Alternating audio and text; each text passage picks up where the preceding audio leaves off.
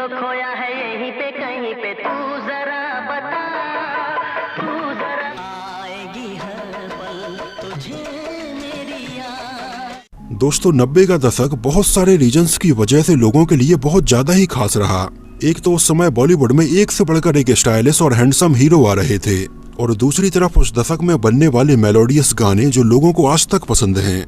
और ज्यादातर फिल्मों में एक मिडिल क्लास परिवार की और गांव से जुड़ी हुई कहानियां दिखाई जाती थीं, जिससे लोग अपने आप को बहुत ज्यादा कनेक्ट करते थे। लेकिन ये सारी चीजें समय के साथ धीरे धीरे आगे चलकर गायब ही होती चली गई। ना ऐसी फिल्में बनी और ना ही ऐसे गाने सुनने के लिए मिले। खैर फिल्में तो जो भी है ठीक हैं, लेकिन 90s के जैसे मेलोडियस गाने ना हमें कभी सुनने के लिए मिल पाए और ना ही मिल पाएंगे।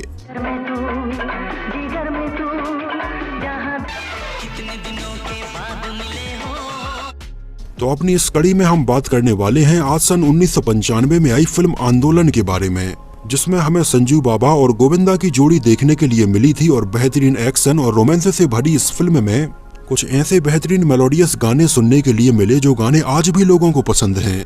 फिल्म आंदोलन में हमें नजर आए थे संजय दत्त, गोविंदा, ममता कुलकर्णी, सौमी अली, आशा पारेख, दिलीप ताहल और मोहन जोशी। फिल्म रिलीज हुई थी 3 मार्च सन 1995 को, जो कि लगभग एक 3 साल डिलेड फिल्म थी। फिल्म का अनाउंसमेंट सन 1992 में हुआ था।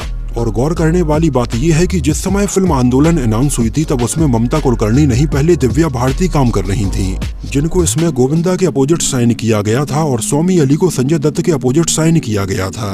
और 1992 में ये फिल्म अनाउंस होने के बाद इसके कुछ सीन भी फिल्माए गए, यहाँ तक कि कुछ सीन दिव्या भारती के साथ में भी फिल्माए गए।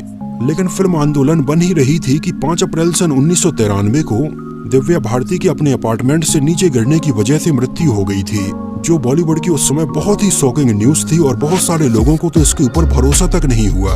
एक्चुअली उस समय दिव्या भारती के हिस्से में बहुत सारी फिल्में थीं जिनकी शूटिंग वो आधी अधूरी कंप्लीट भी कर चुकी थीं, लेकिन ये फिल्में कंप्लीट हो पाती कि उनके बीच में ही मृत्यु हो गई। और इस वजह से इन फिल्मों में दिव्या भारती की जगह पर किसी और एक्ट्रेस को साइन करके इन फिल्मों को दोबारा से रीशूट करना पड़ा, जिनमें लाडला, मोहरा और आंदोलन जैसी बहुत सारी फिल्में शामिल रहीं, जिनमें पहले दिव्या भारती नजर आने वाली थी। लेकिन इन सारी फिल्मों में से फिल्म आंदोलन इसलिए भी बहुत ज्यादा खास रही कि दिव्या भारती की जिस समय मृत्यु हुई उसके 1 या 2 दिन पहले ही उन्होंने फिल्म आंदोलन का एक सीन फिल्माया था, जो कि दिव्या भारती के ऊपर किसी फिल्म के लिए फिल्माया गया उनके कैरियर का आखिरी सीन रहा। और बाद में आगे चलकर दिव्या भारती के ऊपर फिल्माए गए फिल्म आंदोलन के सीन को उनकी मेमोरी के तौर पर उनके हस्बैंड साजिद नाडियाडवाला ने उनकी हर एक फिल्म के पहले सीन को रखा। ये सीन था जिसमें दिव्या भारती लेटकर हमें एक लेटर लिखती हुई नजर आती हैं, जिसको आपने भी बहुत सारी फिल्मों के स्टार्टिंग में नोटिस किया होगा कि इस सीन को रखा जाता है। फिल्म आंदोलन में उनके ऊपर फिल्माया गया ये वो सीन था जब वो गोविंदा को लेटर लिखती हैं, जिस सेम लेटर लिखने वाले सीन को उनकी मृत्यु के बाद दोबारा से ममता कुलकर्णी के ऊपर फिल्माया गया है। अगर आपने फिल्म आंदोलन देखी हो तो ये सीन आपको जरूर याद होगा, जहां पर ममता कुलकर्णी गोविंदा को लेटर लिखती हुई नजर आती हैं। तो फिल्म आंदोलन का ये छोटा सा सीन कई मायनों में बहुत ज्यादा ही खास रहा। फिल्म को प्रोड्यूस किया था दिव्या भारती के हस्बैंड साजिद नाडियाडवाला ने, कहानी लिखी थी अनीस बाज़मी ने, जिन्होंने आगे चलकर no entry, welcome, Singh is king और भूल भुलैया 2 जैसी बेहतरीन कॉमेडी फिल्में बनाई हैं। एक्चुअली अनीस बाज़मी डायरेक्टर बनने के पहले एक राइटर थे और 90s में बेहतरीन कॉमेडी फिल्में लिख चुके थे, जिनमें राजा बाबू, लाडला, गोपी किशन और सिर्फ तुम जैसी तमाम फिल्में शामिल रहीं। तो अनीस बाज़मी ने ही फिल्म आंदोलन को लिखा था और फिल्म का डायरेक्शन किया था अजीज सेजवाल ने, जो कि इसके पहले बॉलीवुड में इलाका, बाप नंबरी बेटा 10 नंबरी, अधर्म और शतरंज जैसी फिल्में बना चुके थे। और आंदोलन के बाद में उन्होंने सनम, माफिया, छुपा रुस्तम और चलो इसके लड़ाई जैसी फिल्में बनाई हैं। फिल्म आंदोलन में बेहतरीन म्यूजिक दिया था नदीम और श्रवण की जोड़ी ने, जिन दोनों की जोड़ी 90 के दशक में इतनी ज्यादा पॉपुलर रही कि अगर कैसेट के ऊपर इन दोनों की फोटो है तो लोग आंख बंद करके ऑडियो कैसेट खरीद लेते थे। मतलब लोगों को इनके ऊपर इतना भरोसा था कि अगर नदीम श्रवण ने इसका म्यूजिक दिया है तो म्यूजिक तो बेहतरीन ही होगा। तो फिल्म आंदोलन में टोटल 7 गाने रखे गए, जिनके लिरिक्स लिखे थे समीर ने। और इसके म्यूजिक एल्बम में सुनने के लिए मिले बेहतरीन गाने थे नजर में तू, दिल तो खोया है यहीं पे कहीं पे, आएगी हर पल तुझे मेरी याद, कितने दिनों के बाद मिले हो, मुझे तो होने लगा, दिल हमने दिया और मजा कर ले मेरी जान। गानों में आवाजें थीं कुमार सानू, उदित नारायण, अलका याग्निक, सपना मुखर्जी, सुदेश भोंसले और बाली ब्रह्मभट्ट की।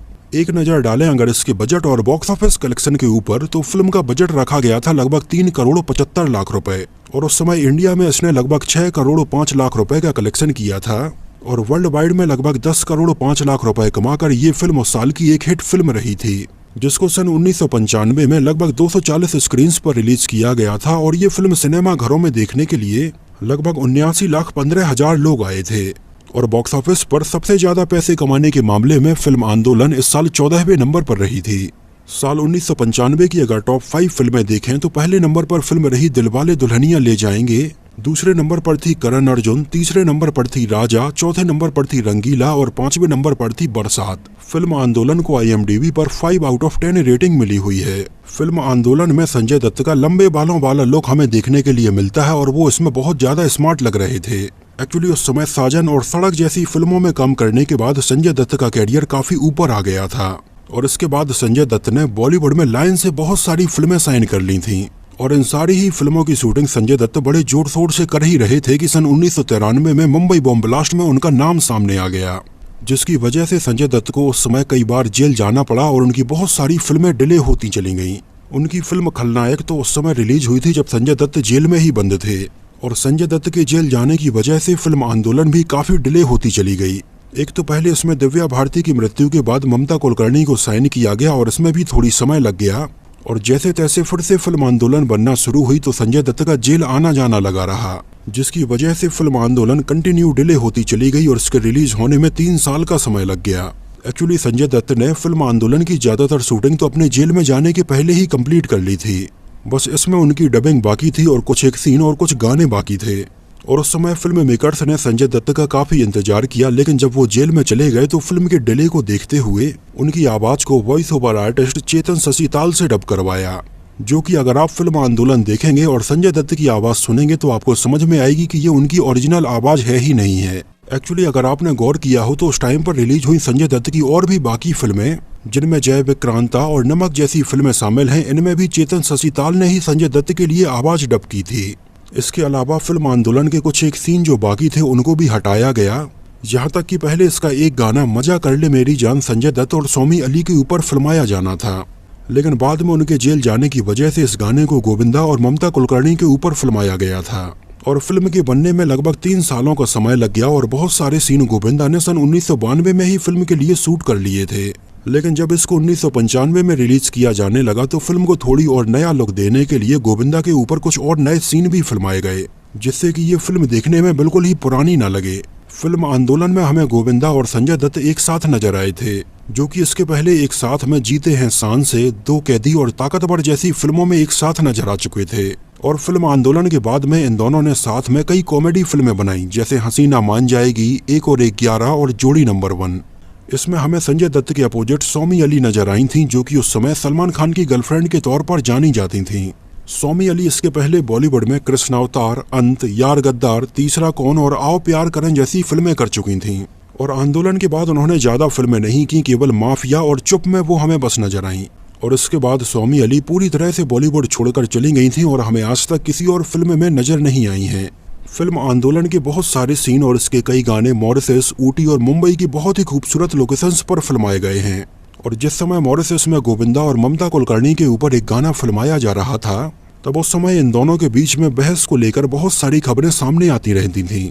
हालांकि उस समय इन दोनों के बीच में जो भी प्रॉब्लम्स रही हों, लेकिन इसका फर्क इन दोनों ने फिल्म के ऊपर नहीं पड़ने दिया। इसमें हमें संजय दत्त की मां बनी हुई आशा पारेख भी नजर आई थीं, जो कि अपने समय की एक बहुत ही लीजेंडरी एक्ट्रेस रही हैं और फिल्म आंदोलन उनके कैरियर की आखिरी फिल्म साबित हुई।